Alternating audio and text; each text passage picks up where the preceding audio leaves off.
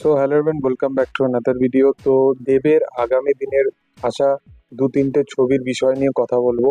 তো প্রথম কথা, দেবের আজকে টেক্কা বলে যে ছবিটা আসতে চলেছে দুর্গাপুজোর সময়, সেই ছবিটার কিন্তু আজকে টিজার আসতে চলেছে, যেটা বেলা 11টার সময় সেই টিজারটা মুক্তি পাবে। এবং এই টিজারটা আসার পরে অনেক কিছু জিনিস বা অনেক কিছু আমাদের মধ্যে যে মিস্টেরিয়াস ব্যাপার গুলো চলছে, যে আদৌ কোন ক্যারেক্টারটা কি হতে চলেছে, সেই বিষয়বস্তু বা ক্যারেক্টারগুলোর কি ইন্টেনশন, সেগুলো বিষয়বস্তু নিয়ে হয়তো কিছুটা আমাদের ক্লিয়ার হবে। তো টেক্কার টিজার কিন্তু আজকে ঠিক বেলা 11টা নাগাদ করে আসতে চলেছে। তো দেখার যে টিজারটা কেমন হয়, আমি তো বিশালভাবে এক্সাইটেড আছি এই কাজটা নিয়ে। এবং দ্বিতীয় যে আপডেটটা নিয়ে কথা বলবো, তো আমরা সকলেই জানি যে এই বছরের ডিসেম্বরের টাইমে দেব এবং অভিজিৎ সেনের জুটিটার কিন্তু আরেকটা ছবি আসতে চলছিল, আসার কিন্তু কথা ছিল, যেটা যদি বিগত লাস্ট দু তিনটে বছর ধরে যদি দেখো, তাহলে প্রাথমিকভাবে তারা দুজন কিন্তু একসাথে অলমোস্ট কাজ করে এসছে, সেটা টনিক হোক, প্রধান হোক, এরকম কাইন্ড অফ প্রজাপতি হোক। তো পরপর কিন্তু তারা তাদের যে জুটিটা একটা খুব সাকসেসফুল জুটি।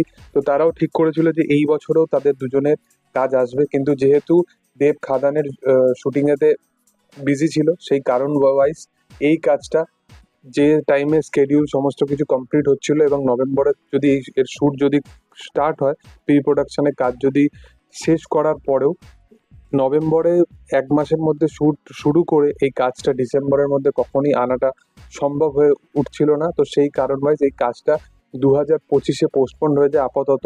এবং এর সাথে সাথে এই কাজটার জন্য যাকে প্রথম ফিমেল অ্যাক্ট্রেস হিসাবে যাকে আইডলাইজ করা হয়েছিল, সেটা হচ্ছে যে তাসনিয়া ফারিনকে, যিনি বাংলাদেশের একজন জনপ্রিয় অভিনেত্রী। তো তাকে এই কাজটার জন্য আইডলাইজ করা হয়েছিল, কিন্তু ইন্ডিয়ান ভিসা এরকম কাইন্ড অফ কিছু না পাওয়ার জন্য, এরকম ইনিশিয়াল কিছু প্রবলেমের কারণে সেই ছবিটার মধ্যে যুক্ত নেই। তো আপাতত বাংলাদেশি অ্যাক্ট্রেসকেই এই কাজটার জন্য আরেকজনকে এই কাজটার জন্য অ্যাপ্রোচ করা হয়েছে, সেটা হচ্ছে নুসরাত ফারিয়াকে। তো নুসরাত ফারিয়াকে হয়তো আমরা দেবের অপোজিটে দেখতে পারি। তো প্রথম কথা, তাসনিয়া ফারিন যদি এই কাজটা আমার থাকতো, আমি খুব ভালো খুশি হতাম, কারণ তাসনিয়া ফারিনের অ্যাজ এ পারফর্মারও কিন্তু সে খুব ভালো। নুসরাত ফারিয়ার আমি কোনো কাজ আজ অব্দি দেখিনি, তো আমি বলতে পারবো না সে কেমন অ্যাক্ট্রেস। তো না দেখে কাউকে বলাটা বা বিচার করাটা উচিত না, কিন্তু এখানে হয়তো এমন কিছু একটা প্লট বা বিষয়বস্তু থাকতে চলেছে, যেখানে হয়তো বাংলাদেশি কোনো অ্যাক্ট্রেসের হয়তো প্রয়োজনীয়তার অবশ্যই পড়েছে, এই কারণ ওয়াইজ তারা বাংলাদেশি কোনো অ্যাক্ট্রেসকেই কিন্তু এই ছবিটার মধ্যে কাস্ট করতে চলেছে। দেখার যে কাজটার বিষয়বস্তু কি। এবং এর সাথে সাথে এই ছবিটা মিঠুন চক্রবর্তীও থাকতে চলেছে, লেটেস্ট আপডেট ওয়াইজ এটা উঠে এসেছিল।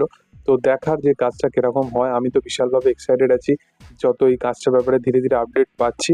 তো এই কাজটা আপাতত যেটা আপডেট উঠে আসছে, সেটা হচ্ছে দেবের অপোজিটে আমরা নুসরাত ফারিয়াকে দেখতে পাবো।